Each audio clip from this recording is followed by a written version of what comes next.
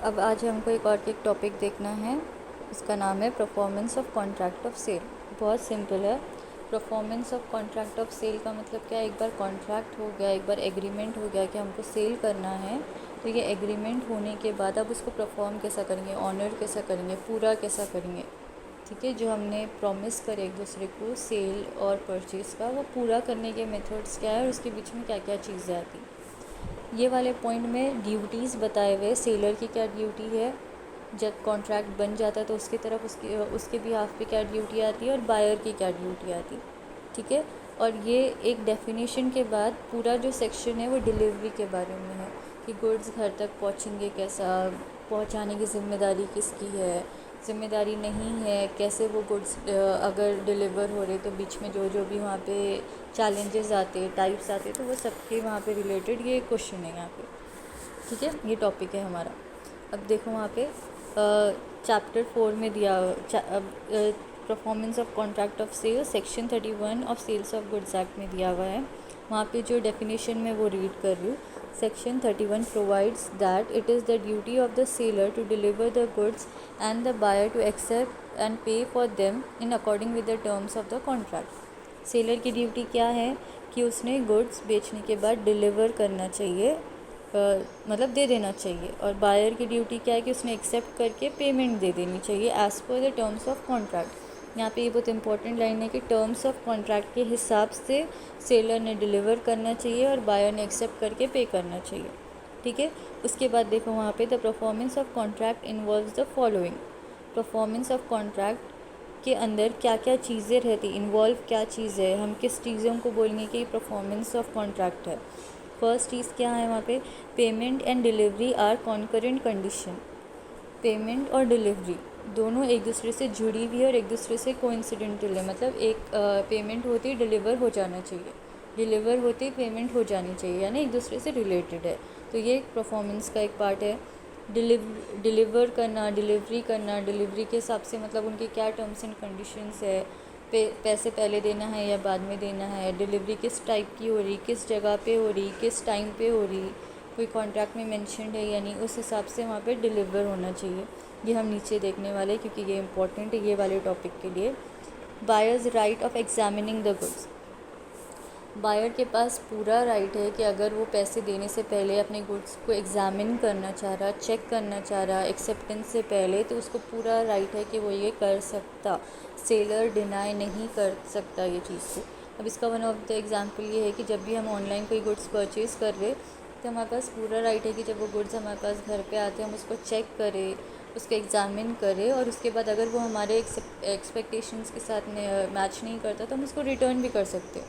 तो वहाँ पे बायर का राइट बनता है कि वो एग्ज़ामिन करेगा उसको बिफोर पेमेंट या आफ्टर पेमेंट भी कर सकते, रिटर्न की उसको पूरा राइट है।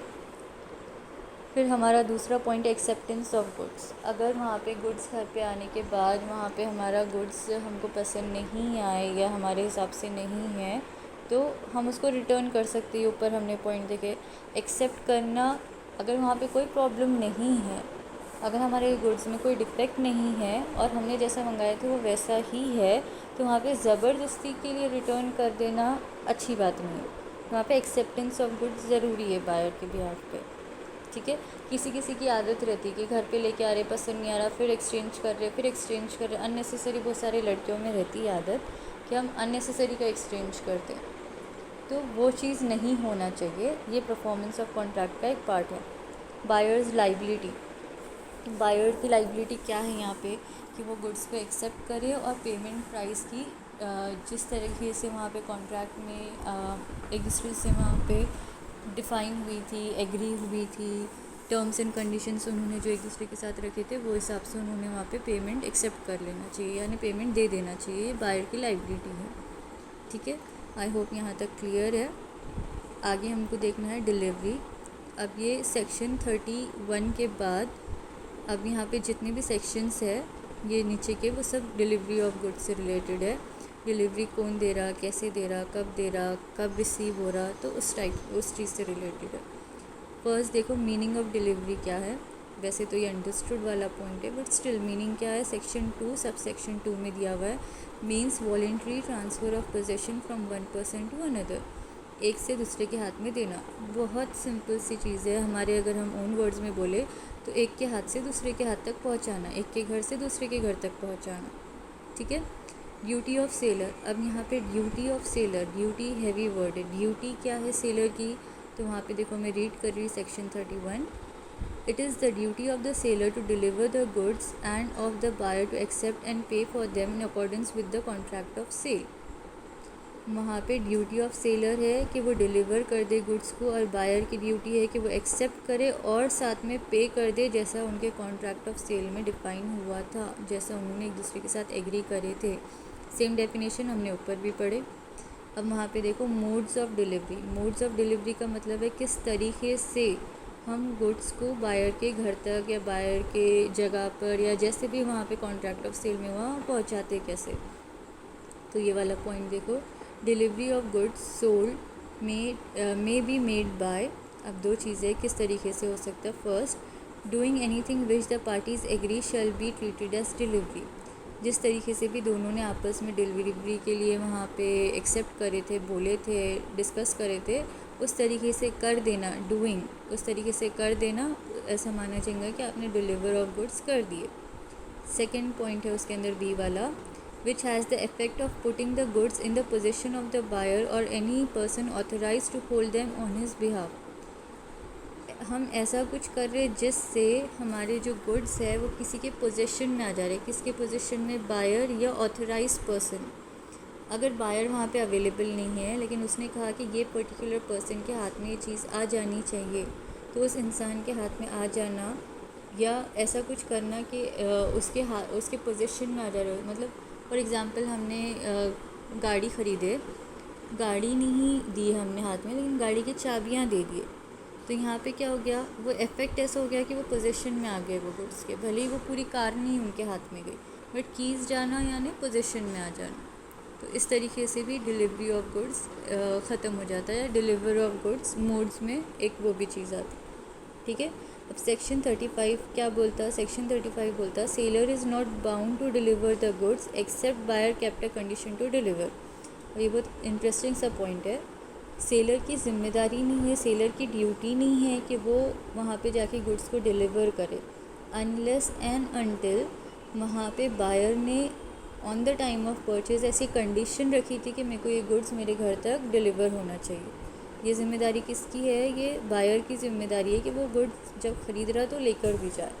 सेलर का काम नहीं है कि वो गुड्स उसके घर तक पहुँचाए, अनलेस एंड अनटिल वैसा उनका कॉन्ट्रैक्ट हुआ हुआ है। ठीक है। अब place of delivery, place of delivery भी इम्पॉर्टेंट है कि जगह, कौन सी जगह पर गुड्स को डिलीवर किए और डिलीवरी कंप्लीट हो गई, अब हमको गुड्स पहुंचाने की ज़रूरत नहीं है on behalf of seller as well as buyer, तो कौन से वाले हैं? तो देखो वहाँ पे डिपेंड्स ऑन कॉन्ट्रैक्ट, बहुत सिंपल सा इसका आंसर है, डिपेंड्स ऑन कॉन्ट्रैक्ट कि उन्होंने आपस में क्या एग्री करे थे। अब वहाँ पे एक उसकी सिचुएशन यहाँ पे एक ये हो सकती है, नो कॉन्ट्रैक्ट, आपस में उन्होंने डिलीवरी की कोई बात ही नहीं करे थे, कॉन्ट्रैक्ट में कोई चीज़ ही नहीं थी, तो वहाँ पे must be delivered where the sale takes place. Must be delivered where the sales takes place का मतलब ये है कि फॉर एग्ज़ाम्पल आप कोई दुकान पे जा रहे हो, उनको बोल रहे हैं मेरे को एक चॉकलेट चाहिए। ठीक है। आपने वहाँ पे डिमांड करे और पैसे दिए, उन्होंने आपको पैसे लेके चॉकलेट आपके हाथ में दे दिए, तो जहाँ पे सेल हुआ वहीं पे डिलीवर भी हो गया। घर पे लाके देंगे क्या एक चॉकलेट? नहीं, तो वहाँ वहीं का वहीं सेल कंप्लीट हो गया, डिलीवरी भी कंप्लीट हो गई। तो वहाँ पे अगर नो कॉन्ट्रैक्ट है तो वहाँ पे ऐसे अज्यूम किया जाएगा कि जिस जगह पे सेल हुआ उसी जगह पे डिलीवर हो गया। अब इसका अगर और एक एग्ज़ाम्पल देखा जाए, तो अगर हम एक कार ख़रीदने जा रहे हैं शोरूम में और हमने वहाँ पे पैसे दे दिए कार के लिए, पेपर साइन कर लिए, सब कुछ कर लिए, तो जैसे ही हमने पैसे दिए और उन्होंने हमको चाबी दी, उसका मतलब ये हुआ कि वहाँ पे सेल भी ख़त्म हो गया और डिलीवरी भी ख़त्म हो गई। अब वो हम ये नहीं बोल सकते कि आप कार ड्राइव करके हमारे घर के डोर स्टेप्स पे लाके दो, हम ऐसा डिमांड नहीं कर सकते। लेकिन अगर हमको चाहिए तो हम रिक्वेस्ट कर सकते, एक्स्ट्रा चार्जेस दे सकते हैं। हम वैसा ख़रीदने से पहले कंडीशन रख सकते हैं कि हम ये तभी ख़रीदेंगे जब आप हमको घर पे लाके देंगे, तो फिर वो उनकी रिस्पॉन्सिबिलिटी हो गई, अदरवाइज़ वो उनकी रिस्पॉन्सिबिलिटी नहीं है। वहीं पे कॉन्ट्रैक्ट में डिलीवरी ख़त्म हो जाएंगी। कब?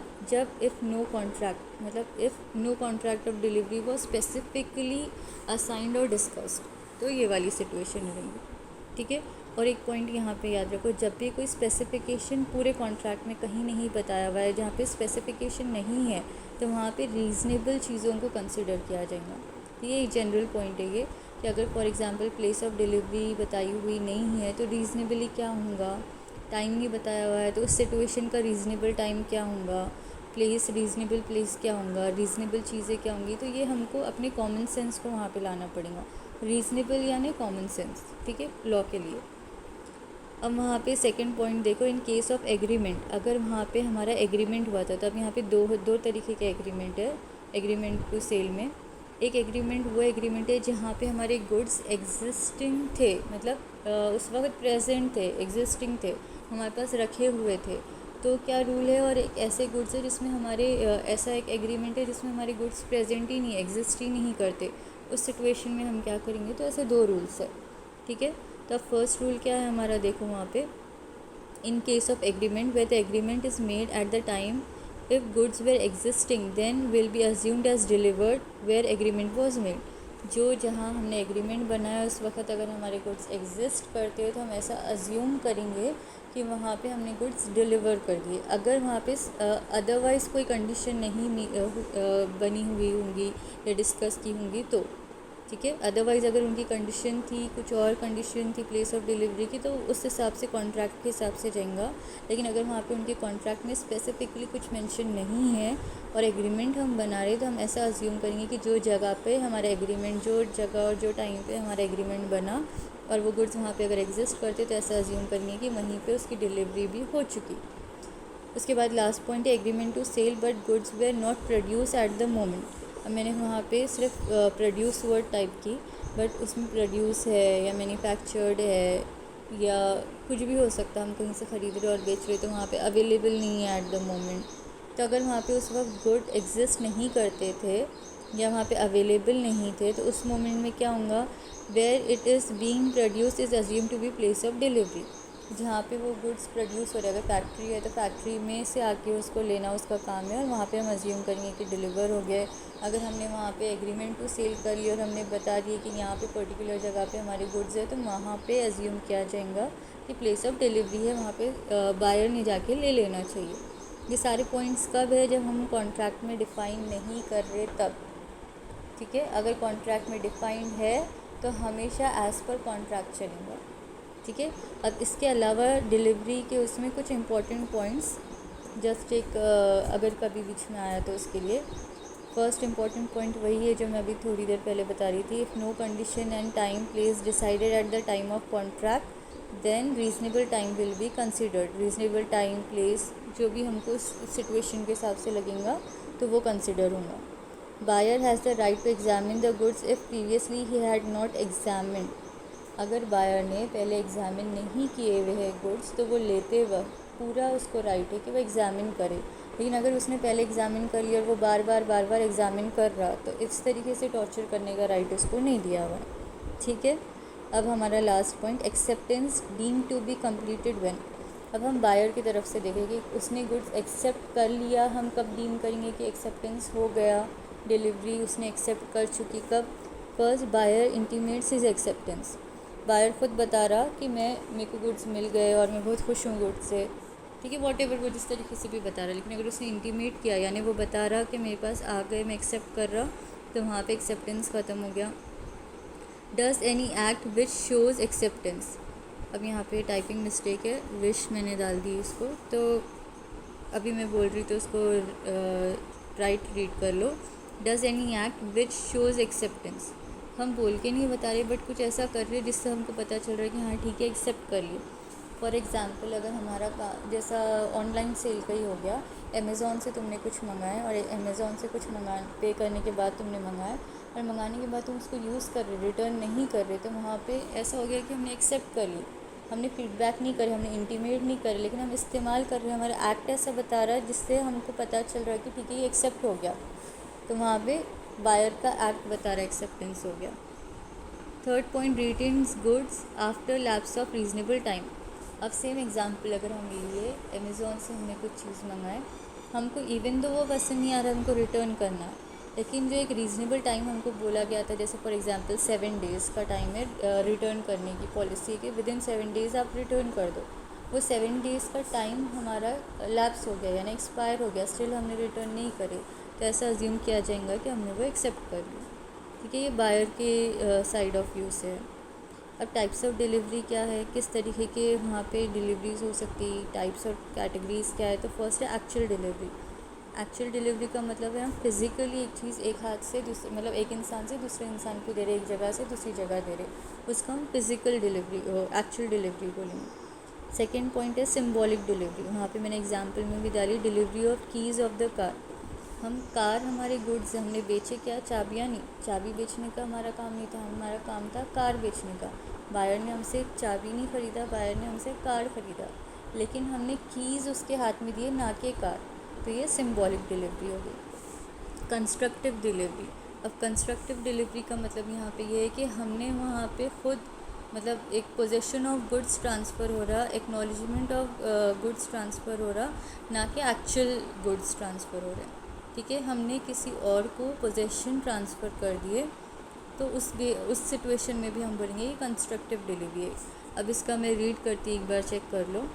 where the third party who is in possession of goods acknowledged to hold goods on behalf of the buyer is known as constructive delivery। Third party hold कर रहा goods on behalf of buyer, और वो acknowledge कर रहा कि मैं buyer के behalf पे ये गुड्स को अपने पास रख रहा, तो हम ऐसा अज्यूम करेंगे कि वहाँ पे डिलीवरी हमारी कंप्लीट हो गई। उसके लिए एक एग्जांपल भी है, तो वो देख लो। अगर नहीं समझा तो पूछ लो मेरे से, जो भी इसमें से पॉइंट नहीं समझा। मैं एक बार एग्जांपल लास्ट रीड कर देती। ए sales 100 bags of cement lying in B's godown। B agrees to hold the 100 bags of cement on behalf of A। ठीक है, A ने बेच डाला 100 bags of cement जो B के गोडाउन में है, लेकिन B बोला कि जब तक कोई और आके नहीं लेता, या जब तक तुम आके ये चीज़ नहीं ले लेते, मैं इसको अपने पास होल्ड करूँगा तुम्हारे बिहाफ पे। तो इस तरीके की जो डिलीवरी है उसको हम कंस्ट्रक्टिव डिलीवरी बोलेंगे। ठीक है, आई होप यहाँ तक क्लियर है। कोई भी डाउट है तो पूछ लो। मैं डिस्क्रिप्शन में ये नोट्स भी डाल दूँगी कि वीडियो के साथ साथ नोट्स नीचे अगर चाहिए रेफरेंस के लिए देख सको। अगर कोई डाउट है या उसमें कोई पॉइंट नहीं समझा तो पूछ लेना। Thank you.